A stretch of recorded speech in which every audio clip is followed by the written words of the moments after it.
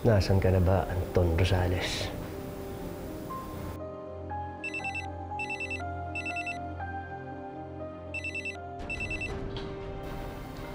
Hello? Ano? Anong nangyari?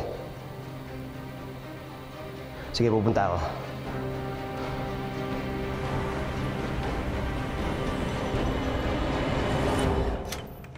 Tito!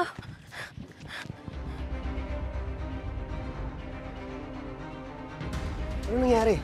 Hindi ko nga po alam.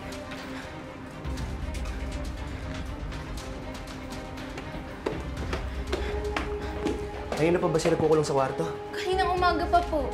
Tara. Nona? Ma! Tinona! Ma! Tinona! Labas ka muna. Tinona! Ma! Tinona! Ma! Tinona! Tinona, gising! Tinona! Tinona! Tinona! Tito!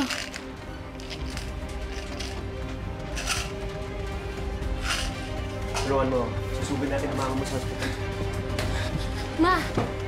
Ma! Oh! Ah! Joed! Anong ginagawa mo dito?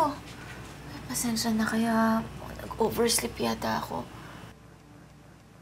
Ah, siguro tinawagan mo ang tito mo, no? Just because I overslept. Tinona, huwag mo nang pagalitan si Arya. Ngayon wala na si Kuya Nick. Tama lang na saan siya magsabi pag may problema.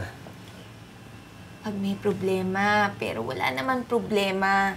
I'm okay. Huwag kayong OA, no? Sorry, Tito. Baka nga nag-overreact ako. O, total, nandito naman tayong lahat. Teka, kumain ka na ba? Kape na ako, ate. Ay, naku, kape lang. Hindi pwede yun.